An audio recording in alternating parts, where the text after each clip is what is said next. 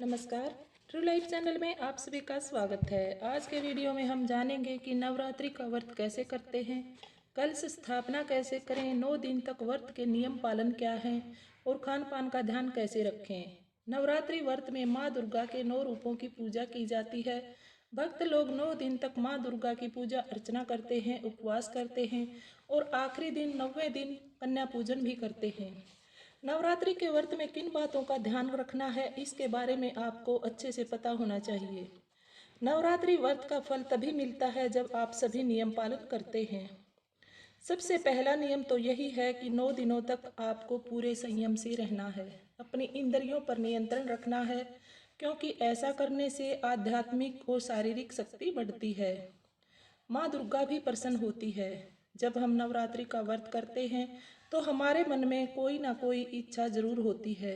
इसलिए जब आप व्रत संकल्प करें तो माँ दुर्गा को याद करें और अपनी इच्छा माता को जरूर बताएं। सबसे पहले आप व्रत वाले दिन मंदिर की और अपने घर की साफ सफाई करें। फिर नहा धोकर स्वच्छ कपड़े पहने। ध्यान रहे, काला और नीला कपड़ा आपको नहीं पहनना है। अपने घर और मंदिर को गंगा जल से शुद्ध करें। फिर उत्तर पूर्व दिशा में माता का चित्र लगाएं, कलश की स्थापना करें। जब आप कलश की स्थापना करें, हो सके तो आप मिट्टी का कलश लें। अगर मिट्टी का कलश नहीं है तो तांबे या स्टील का लोटा भी ले सकते हैं। उत्तर पूर्व दिशा में माता की चौकी लगाएं, उस पर लाल कपड़ा बिछाएं, माता की मूर्ति रखें। इसके बाद आप एक नारियल लें, उसे चुनरी में बांधकर मोली लपेट दें। कलश में जल भरकर सुपारी, हल्दी की गांठ और सिक्का डालकर आम के पत्ते लगाकर नारियल रख दें।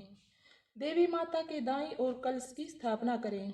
उसके पश्चात मिट्टी के पात्र में आप ज्वारे बो दें, उनमें जल का छिड़काव करें। अब व्रत का संकल्प करें। दाएं हाथ में जल, फूल और चावल लेकर मन ही मन माता दुर्गा को याद करें। अपनी मनोकामना माता को बताएं। आप कितने व्रत कर रहे हैं इसका भी संकल्प करें और जल, फूल, चावल सब माता के चरणों में अर्पित कर दें। नवरात्रि के दिनों में सुबह जल्दी उठना चाहिए। पूरे घर की साफ सफाई करके घर को गंगा जल से शुद्ध कर लें। ताजे पानी और दूध से दुर्गा माता को स्नान करवाएं। घी का दीपक जलाएं। माता के मंत्रों का जाप करें। मिठाई का भोग लगाकर आरती करें। यदि आपने अखंड ज्योत जलाई है तो 9 दिनों तक ज्योत को जलाए रखें। व्रत रखने वालों को सुबह शाम माता की पूजा करनी चाहिए, आरती करनी चाहिए और भोग जरूर लगाएं। दिन में आप फलाहार भी ले सकते हैं। शाम की पूजा के बाद एक बार भोजन कर सकते हैं, लेकिन ध्यान रहे भोजन बिना नमक वाला होना चाहिए।